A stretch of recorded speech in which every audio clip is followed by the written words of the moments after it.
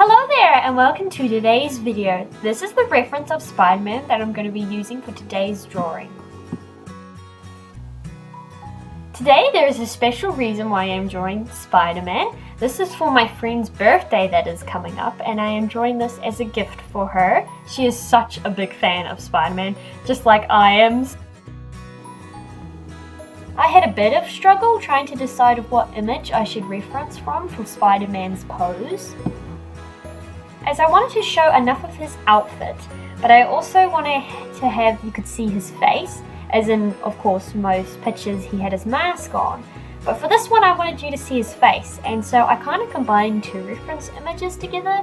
As you could see, this one he was like standing on the building but he had his mask on.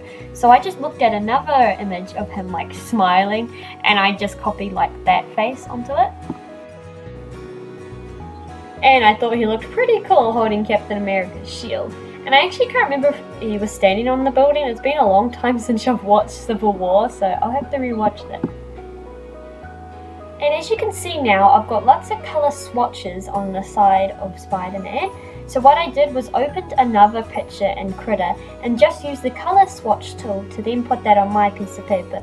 So I saved us the time of flicking back and forth between the images, getting the colour samples, and that's an easy way to get the colours the exact same. I also find when I'm drawing on my laptop, the colours come out different after I've exported it. So sometimes I'll export it just to see how the colours are looking, because sometimes they could be darker or lighter, which is kind of confusing. But with that colour swatch tool, I know it's exactly the same colour as Spider-Man's outfit. It was a little tricky to start getting the shadows, as like when you first put the highlights down they look very out of place. But you just have to keep putting the more darker tones and the lighter tones and just build it up. It takes many layers and then it eventually starts to look more normal. But at the beginning it looks very odd putting like the first highlights down. So you've got to start a bit more lighter and then either go darker or even more lighter, it depends on what you're shading. But he looks super shiny right now.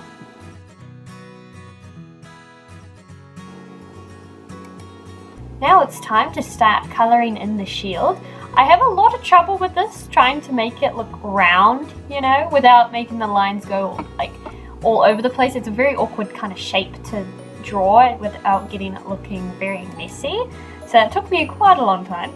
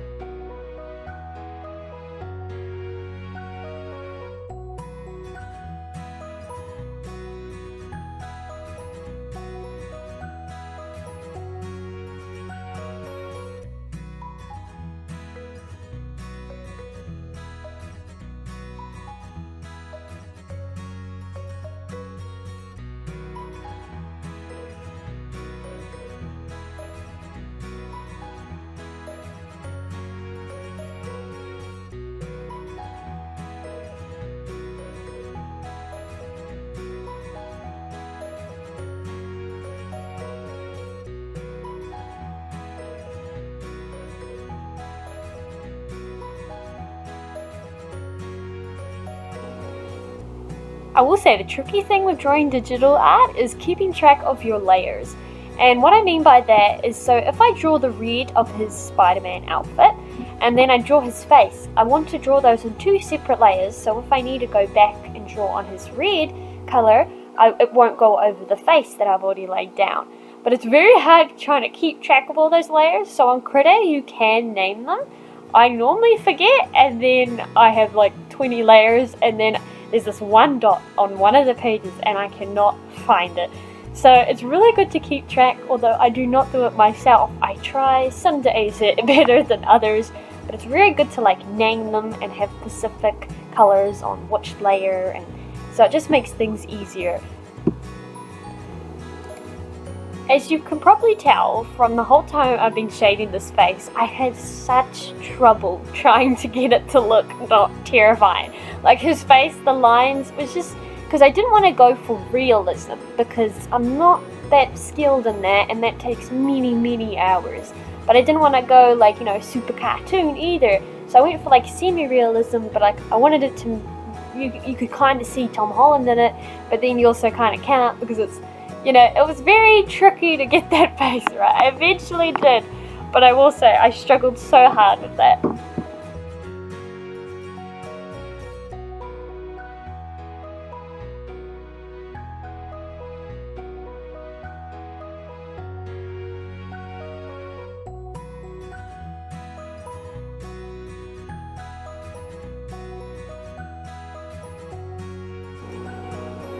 But a bit more on an easier note, I loved doing his hair. It was such nice just to have a break from struggling with the face to do the hair. Normally I struggle with both, but I had such a great time just shading his hair. I really enjoyed having something a bit more easier to do next.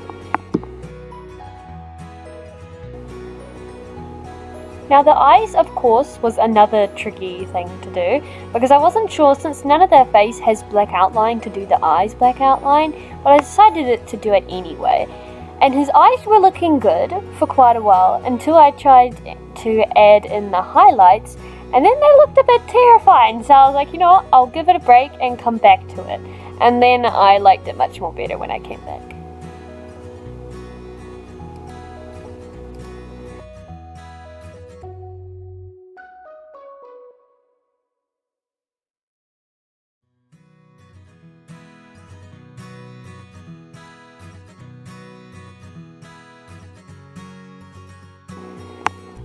This drawing is sped up by a lot. It is down to 12 minutes, where the whole drawing took 3 hours. So if it kind of looks like this drawing was easy because it was going so fast, it wasn't. It took me a long time, but that doesn't mean I didn't have a good time painting it. Like, I really enjoy doing like paintings for people, or like clay models that I sometimes make.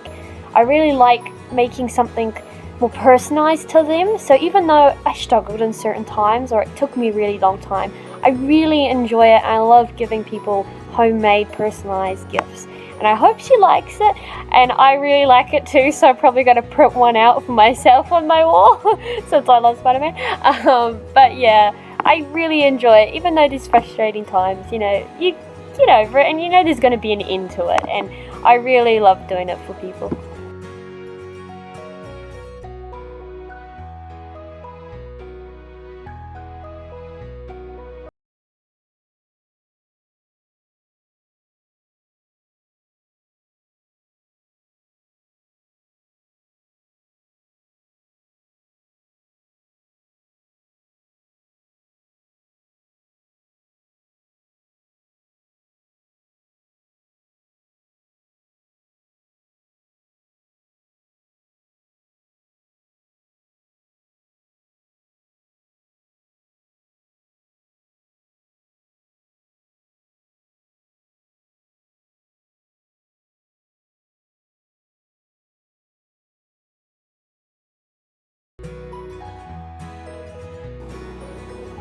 For the background, I just did the sky behind him, like in the picture. Sometimes I'll change the background for different images, but I think since there's so much detail in him, I didn't want to have a super detailed background that was just going to overpower him.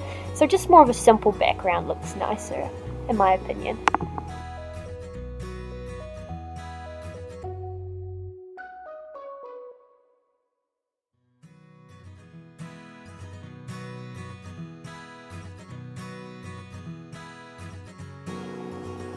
But the outfit is starting to come together. The spider webs are now put on his outfit, the highlights everywhere, it's starting to come together. And then here's the hard part. I know I keep talking about the hard part, but the easy parts are just not as fun to talk about. With his face, I struggled to get the shading right, and that was my fault, because the image I used for his body the light was coming like from the right of him, or right from this picture, from the side. But the picture I used for his face, the light was direct on. So I kind of had to make up the shadows. I tried to look up a few references for his face, and to make the face skin not all look like one blur. I could have done better and tried to find, some but I couldn't like find the right skin type of angle just to make I was the looking features for more of light, pop, as the but eyes I has a eventually black got there outline, how and I then the liked it. nose and mouth just kind of got lost in the face. So adding a darker, much darker outline of the skin tone really just makes the face look more there. I don't know how to explain it.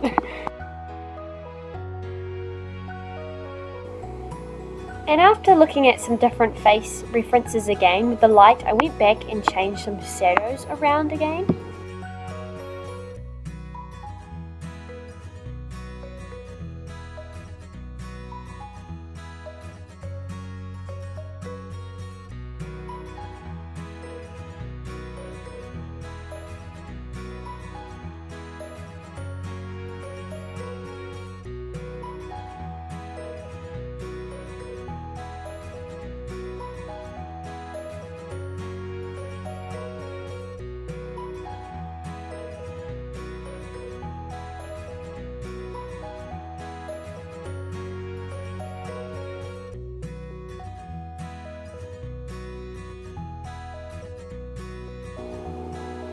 And I'm adding a darker outline around the body, just a darker red or a darker blue, as I find black, I used to do black outline for a lot of things, where I find it looks a bit more harsher, so with the same colour as like, you know, the red but darker, it makes it look a bit more softer.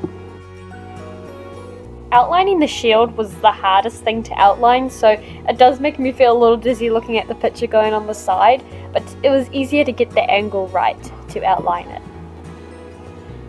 And I did the same thing for like how I did the face with the dark outlines around the nose and mouth. I did that around the hair, just because since I use the tool that kind of like blends more blurry like, it just kind of looks like things are floating sometimes. So adding a dark outline of whatever, like the hair, you know, adding a darker color really makes it look more like they're connected to the face. Thank you so much for watching. It means a lot that you took some time out of your day to watch my video. I really appreciate it, and I can't wait to see what my friend thinks of this drawing. I really love it, and yeah, thank you so much for watching. Bye.